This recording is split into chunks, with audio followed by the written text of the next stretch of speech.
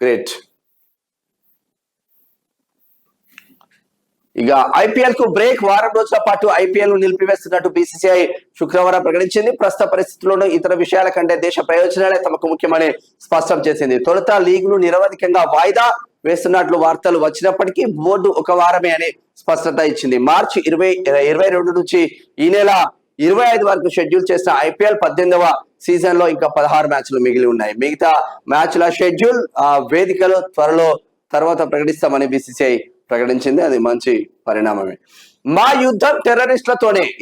తాము యుద్ధం చేస్తున్నది టెర్రరిస్టులతోనే అమెరికాకు భారత రాయబారి వినయ్ వాత్రా క్లారిటీ ఇచ్చారు.